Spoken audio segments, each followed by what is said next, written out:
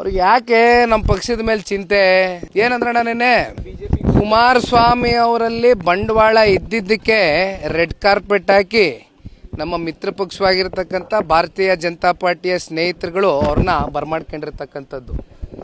ಈಗ ಕುಮಾರಸ್ವಾಮಿ ಅವ್ರಿಗೆ ಶಕ್ತಿ ಇಲ್ಲ, ಬಂಡವಾಳ ಇಲ್ಲ ಅಂದರೆ ಪಾಪ ಅವರು ಮರ್ತುಬಿಟ್ಟಿದ್ದಾರೆ. ಇತ್ತೀಚೆಗೆ ಲೋಕಸಭಾ ಚುನಾವಣೆ ನಡೀತಲ್ಲ, ಅದರಲ್ಲಿ ಹಳೆ ಮೈಸೂರು ಪ್ರಾಂತ್ಯದಲ್ಲಿ ಅಪ್ ಟು ನಮ್ಮ ಚಾಮರಾಜನಗರ, ಚಿತ್ರದುರ್ಗ ಇಟ್ಕೊಳ್ಳಿ, ಅಪ್ ಟು ಚಾಮರಾಜನಗರ ಒಂದು ಹೊರತುಪಡಿಸಿ 12 ಲೋಕಸಭಾ ಕ್ಷೇತ್ರಗಳಲ್ಲಿ ಅದು ಯಾಕೆ ಮತ್ತೆ ಕುಮಾರಸ್ವಾಮಿ ಅವ್ರಿಗೆ ಶಕ್ತಿ ಇಲ್ಲ, ಬಂಡವಾಳ ಇಲ್ಲ ಅಂತ ಹೇಳಿದ್ರೆ 11 ಕ್ಷೇತ್ರ ಅದು ಹೆಂಗೆ ಗೆದ್ದುಬಿಡ್ತಪ್ಪ ಲೋಕಸಭೆಯಲ್ಲಿ? ದೊಡ್ಡ ದೊಡ್ಡ ಮಾನ್ಯ ನಾಯಕರುಗಳು ಪಾಪ ಬಂದು ಭಾಷಣ ಬಿಗಿದ್ರಲ್ಲ ಚುನಾವಣೆ ಟೈಮಲ್ಲಿ, ಕುಮಾರಸ್ವಾಮಿ ಗೆದ್ದುಬಿಡ್ಲಿ ಅವ್ರ ಅಪ್ರಾಣೆ ನೋಡ್ಕೊತೀವಿ ಅಂದ್ರಲ್ಲ, ಈಗೆಲ್ಲ ಮುಗಿದೋಗೋದಲ್ಲ.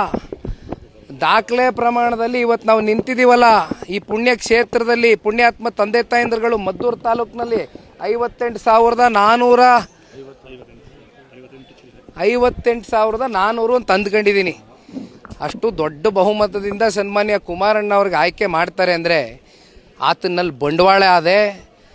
ಜೊತೆಯಲ್ಲಿ ಮುಖ್ಯಮಂತ್ರಿ ಆಗಿದ್ದಾಗ ಅವ್ರು ಕೊಟ್ಟಿರ್ತಕ್ಕಂಥ ಕಾರ್ಯಕ್ರಮಗಳು, ಅವ್ರು ನಡ್ಕೊಳ್ತಕ್ಕಂಥ ರೀತಿ, ಬಡವ್ರ ಜೊತೆ ರೈತರ ಜೊತೆ ಬಹುಶಃ ಅದು ಶ್ರೀರಕ್ಷೆಯಾಗಿ ಉಳಿದಿದೆ.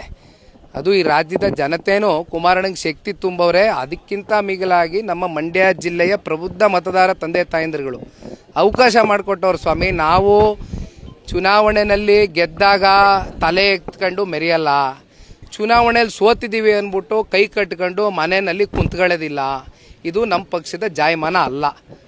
ಪಾಪ ಇಲ್ಲಿ ನಡೀತಾ ಇದೆ ಈ ತಾಲೂಕಿನಲ್ಲಿ ಪ್ರತಿನಿತ್ಯ ಪೊಲೀಸ್ ಸ್ಟೇಷನ್, ಏನು ಇವ್ರ ಅಪ್ಪನ ಮನೇನ ಪೊಲೀಸ್ ಸ್ಟೇಷನ್ನು, ಪೊಲೀಸ್ ಅವ್ರೇನು ಚಾಕ್ರಿ ಮಾಡೋಕ್ಕಿರೋದ ಇಲ್ಲಿರ್ತಕ್ಕಂಥ ಶಾಸಕರಿಗೆ?